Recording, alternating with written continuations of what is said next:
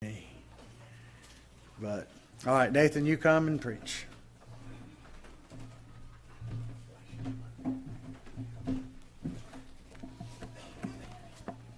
Well, good morning.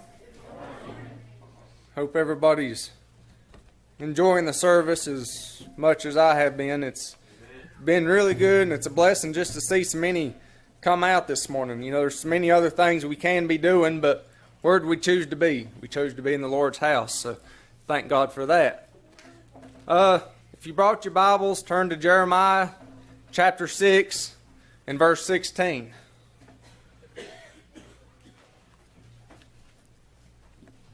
You know, we can look around in the church this morning. We can see all type of ages of people. We can see young people, such as infants, second grade. I know I've seen some of those. So, we've got young ones. We've got youth group. We've got adults. And we've got our elders. And when we've got a mixture in this church, it's a strong church. Instead of just all elders. Instead of just all youth. Everybody works off each other. Everybody feeds off of each other. So, in Jeremiah chapter 6, verse 16, it says, "Thus saith the Lord, Stand ye in the ways and see, and ask for the old paths. Where is the good way, and walk therein? And ye shall find rest for your souls. But they said, We will not walk therein." So a little bit about this. Jeremiah, of course, wrote Jeremiah. He was a prophet. And this is during the time of King Josiah, before the fall of Jerusalem. And so what's going on is that these people are going away from God. They're getting farther and farther away. Idolatry, apostasy, whatever's going on, they're following after the ways of the world. Sounds a lot maybe like today sometimes. We've got so much stuff going on, but we so rarely hear of something good.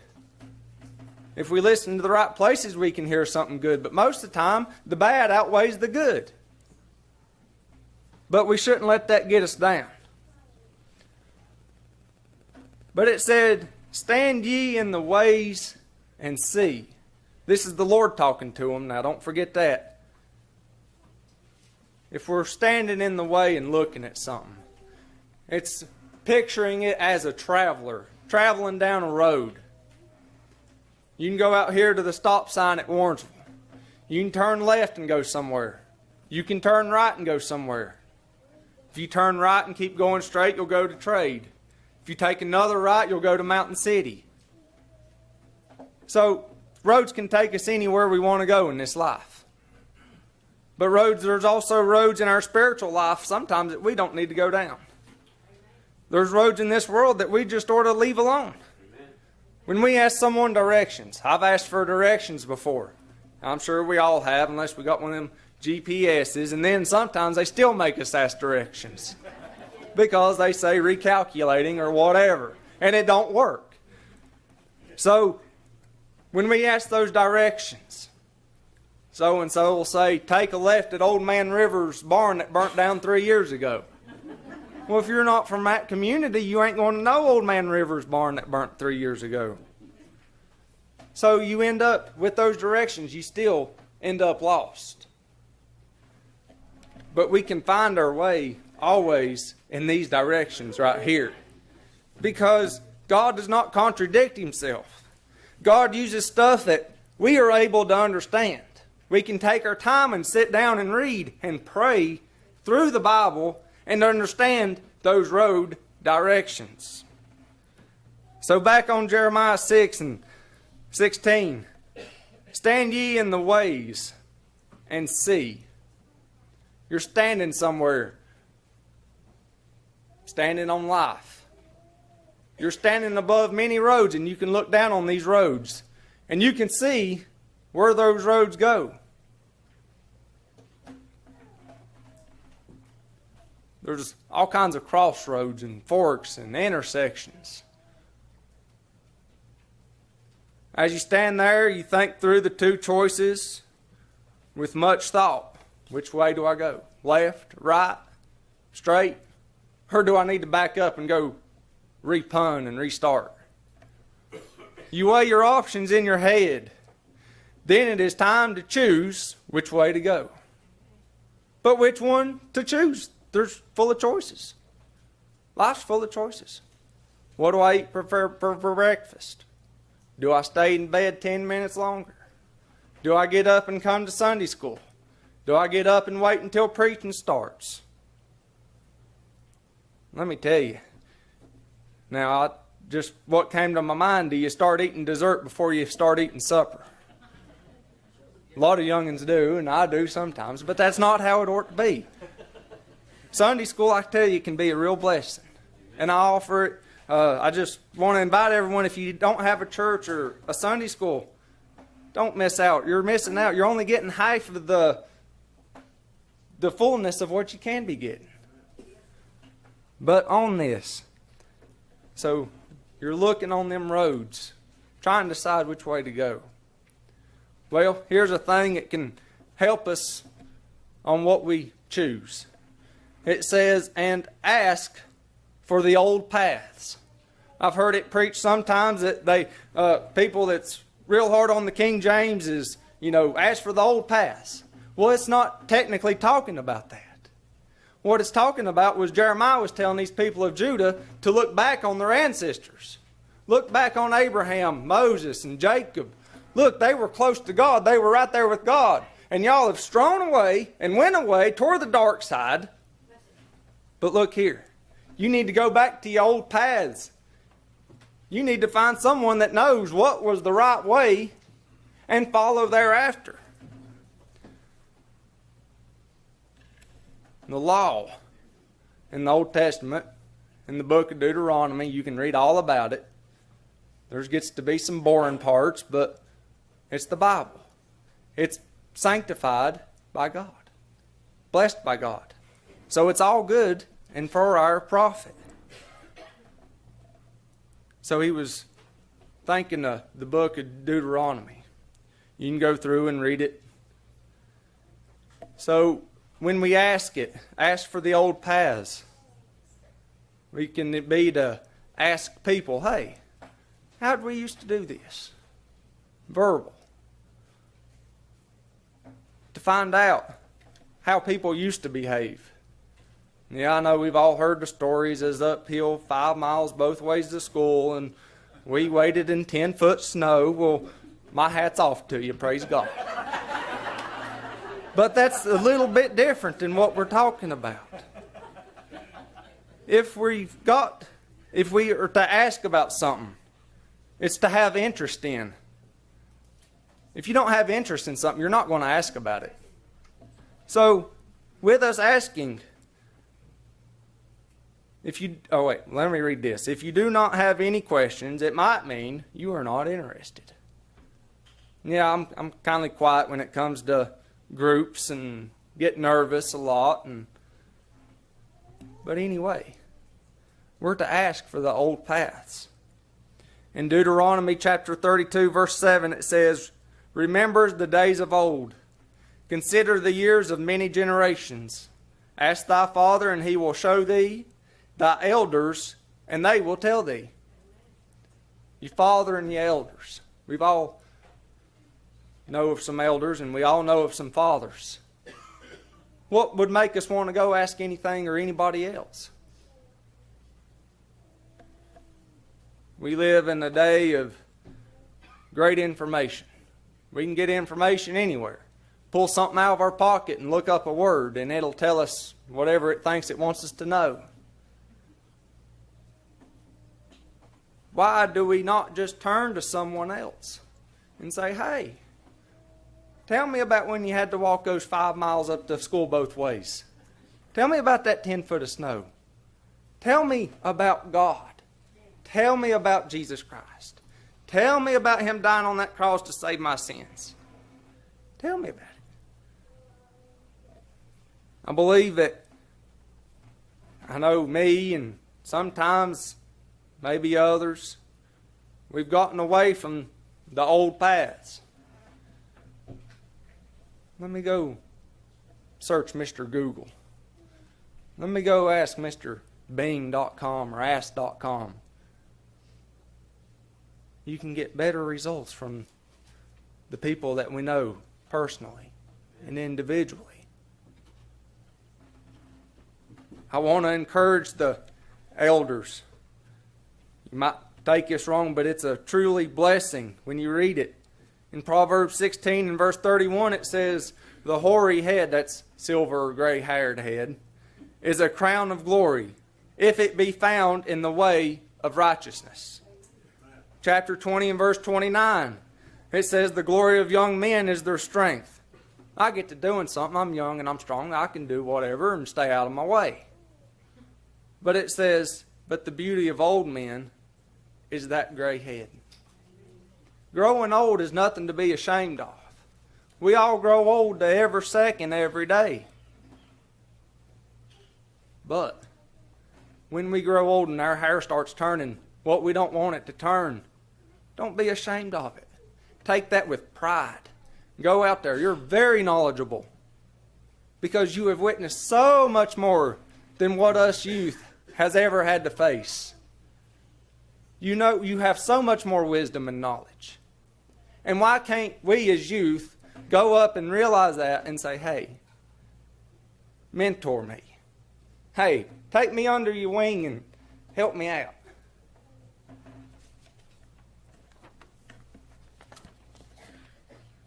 1 Timothy 5:1 says, rebuke not an elder, but entreat him as a father, and the younger men as brethren.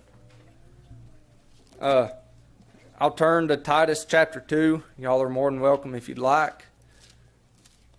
But just a little bit about the structure of the church and how God ordained it to kindly flow. Then we'll get back on to our Jeremiah.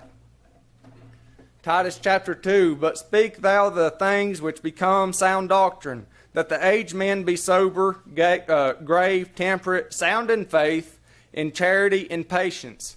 The aged women likewise, that they be in behavior as becoming holiness, not false accusers, not given to much wine, teachers of good things.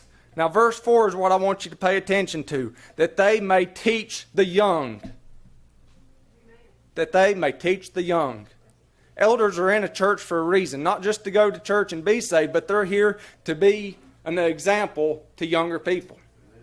The elders are there to help teach, to help inspire. Look, I made it through life, and look, you can make it through life also. But I'll tell you here how I made it through life. It was through the blood and the power of Jesus Christ. He gave me that strength.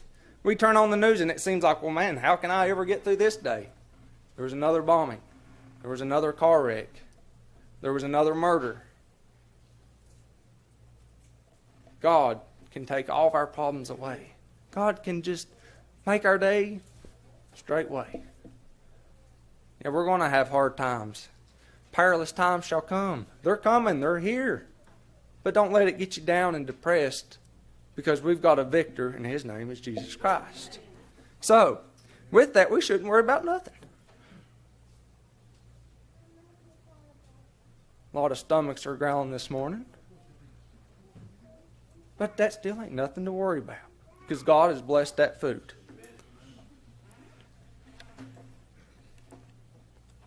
And the young is good to have in the church also, because it helps inspires the old elders.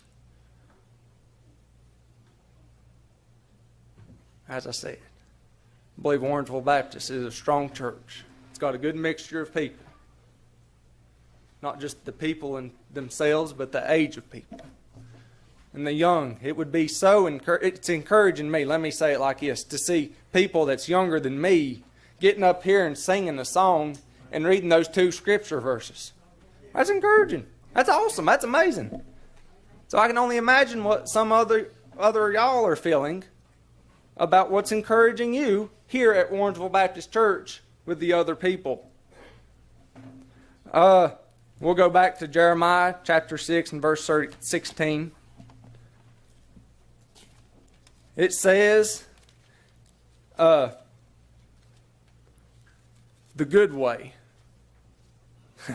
Here's where it's going to get exciting. The good way.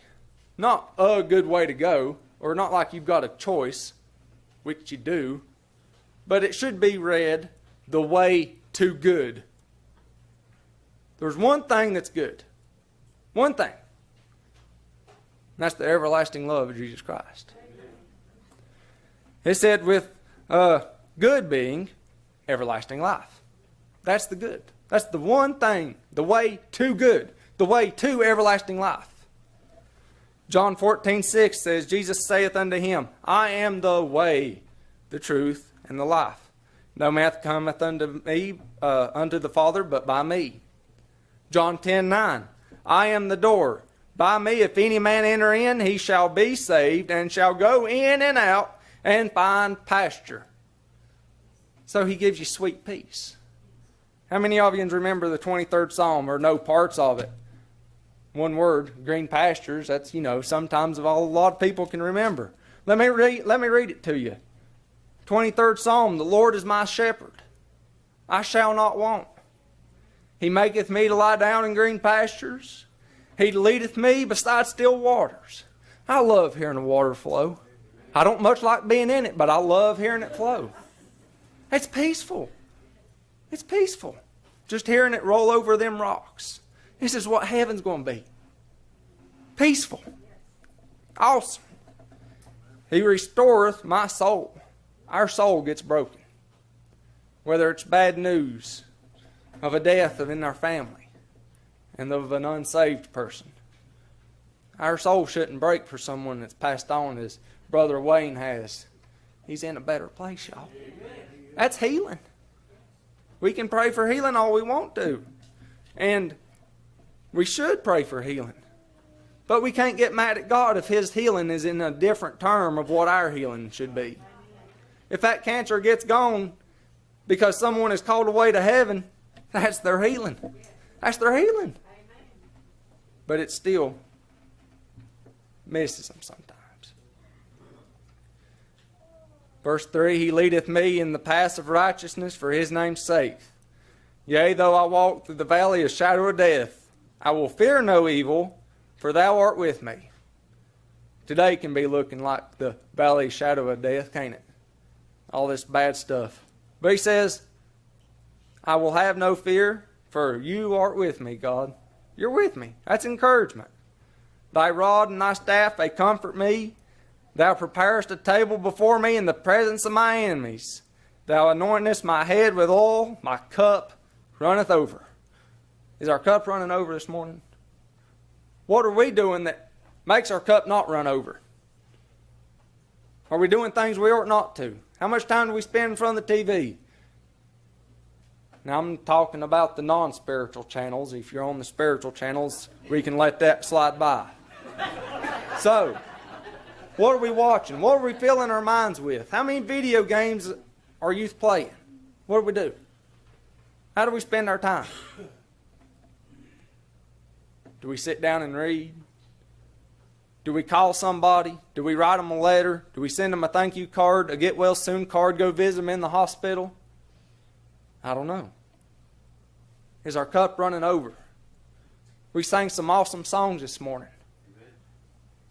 I've seen a couple of hands raising up, praising and adoring God. I want my cup to run over. Just as when they's dipping that flour out of that barrel. And they's at the last scoop and it just kept on coming. Why can't we want that? We might want it, but do we pursue after that? Last verse of that 23rd Psalm, surely goodness and mercy shall follow me all the days of my life. And I will dwell in the house of the Lord forever. The good way, the way of to good, everlasting life. It's there. It's achievable. People's achieved it. It's still being achieved. What's stopping you from achieving it this morning? Today? What's holding you back? There's all kinds of bad stuff. I don't know why it keeps popping up, bad and evil stuff. I think it's because we know we've got a conqueror to put those under our feet and stomp that devil down to the ground. Stump him back to the pits of hell where he came from. Because that's what he needs.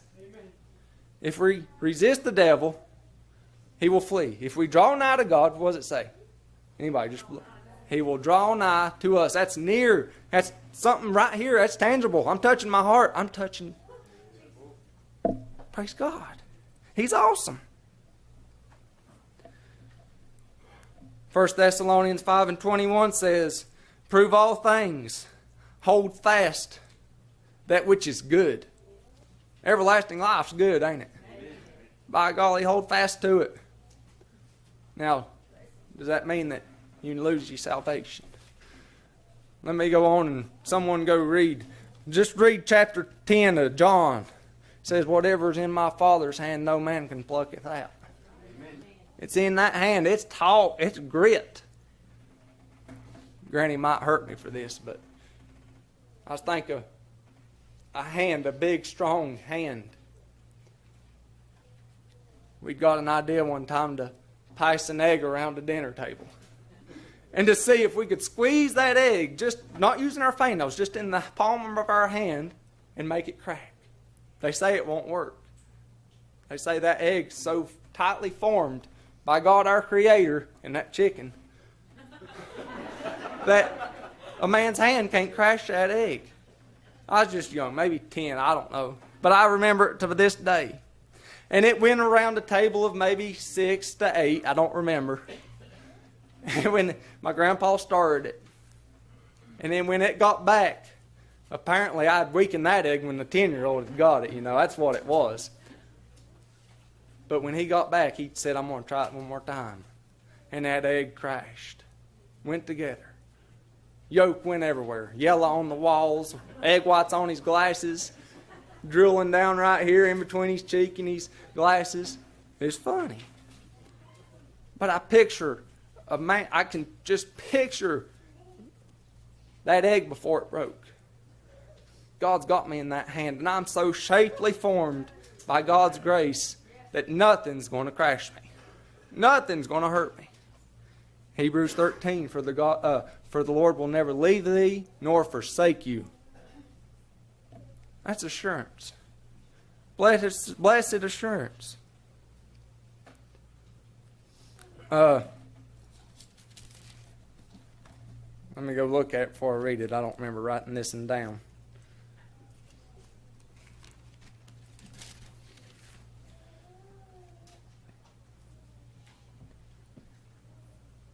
Jeremiah 29:11, it says, For I know the thoughts that I think toward you, saith the Lord, thoughts of peace and not of evil, to give you an expected end. We can expect to have that everlasting life. We can know that if we call upon the name of the Lord, He's going to save us. Just as we read in John chapter 10, verse 9, he shall be saved. John 3:16, shall be saved. It doesn't say might be saved. On August 30th, 2015, at 11 o'clock and 13 seconds, it says you shall be saved. Anytime, anywhere, no matter what. You calling upon God, He'll save you. Another little point in 6:16 of Jeremiah, it says, and walk therein. We find that road that leads to God. We find that right path. And we walk on it. Walking is an action. Our love of Christ should be an action too. With just how we live from day to day. People ought to be able to see it. And say, I want what they got. They got something different. They happy. They peaceful. What is it? I can't find nothing else in this world to satisfy it. It ain't in this world. It's up above. So you've made that decision to follow the path that leads to good. What's good? It's everlasting life. Walk is an action, as we said. Walk on that path and do not stray off of it, for it is an established path. It's established in the Lord book, in the Bible. It's established. There's people already up in heaven. They've gained some this week. They've gained some just now. Wherever they may be. It's established. It's real. Well, I won't say that part. But we are to stay on that correct road. The rest of 16, and you shall find rest for your souls. Turn to Matthew chapter 11. Are you weary? Are we heavy laden? Are we? I believe we are sometimes, because I was listening to all these prayer requests this morning. If we're not burdened with prayer requests, I believe that can be heavy laden. We've got that desire on our hearts to pray for someone else. And when we let it known out to the church, that's that many more people that can be praying for it.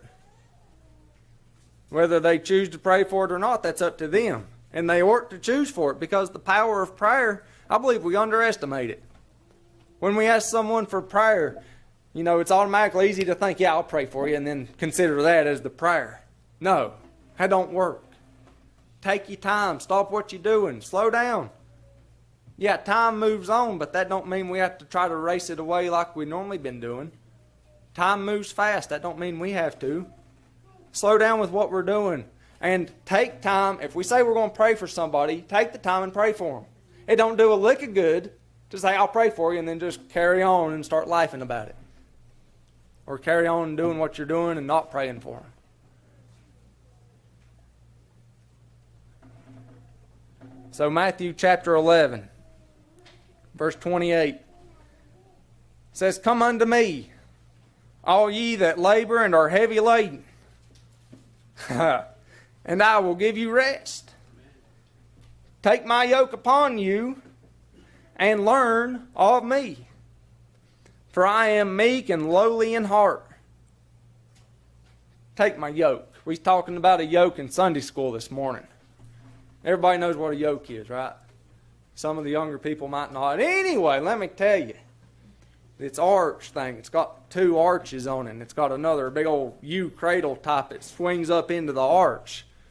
And these big old animals stick their heads in it, and then they carry off, and it pulls whatever you want to put behind them. A yoke. How many goes in a yoke? 2. All right. You got 2 big old animals. They can get a lot of work done. But Jesus said, verse 29, it says, Take my yoke upon you and learn of me, for I am weak and lowly in heart. We're heavy laden. We got a lot going on this morning. A lot of prayer requests. Let's turn them over and give them to God. Because he said right here in verse 29, Take my yoke upon you.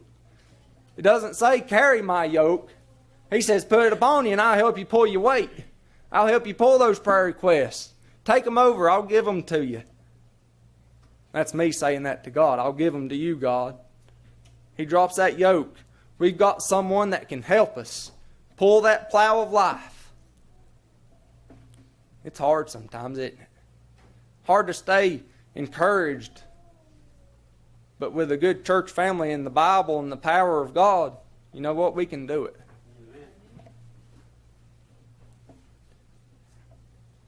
There after the colon in verse 29 is a continuance of Jeremiah 16, verse 16 in Jeremiah. It says, Ye shall find rest unto your souls. Verse 30, it's good, for my yoke is easy and my burden is light. God's good to us. God knows what we need.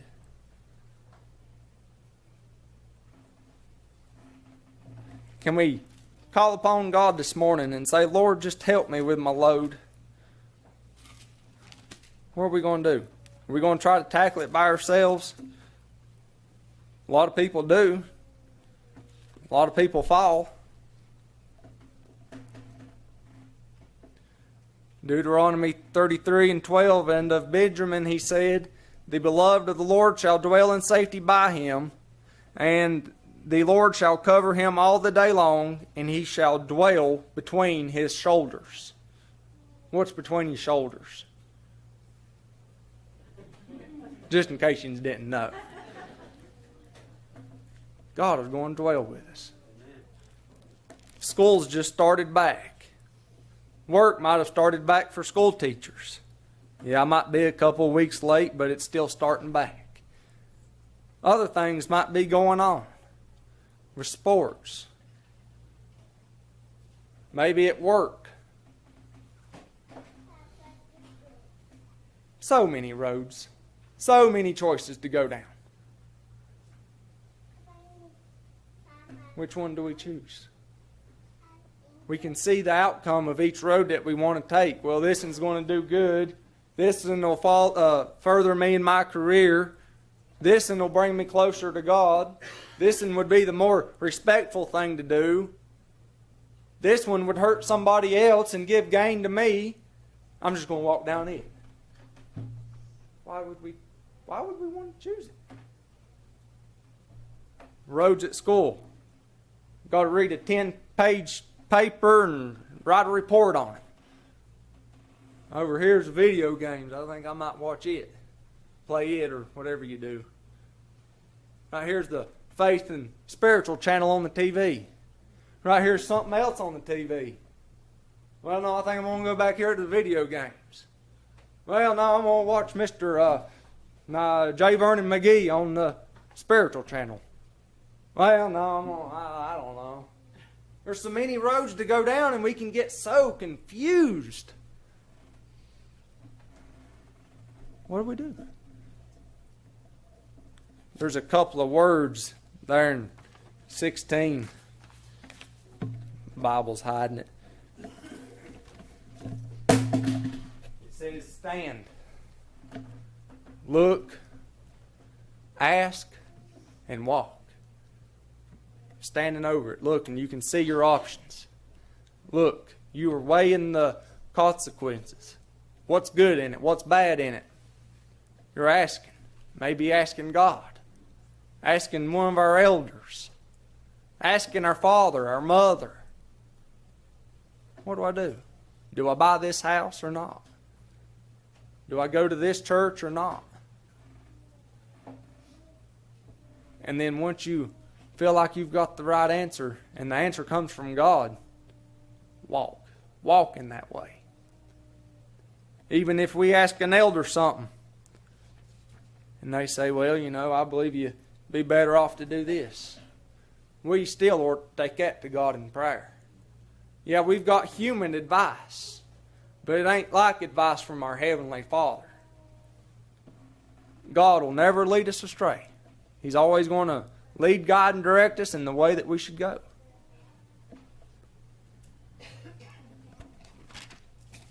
We're about done.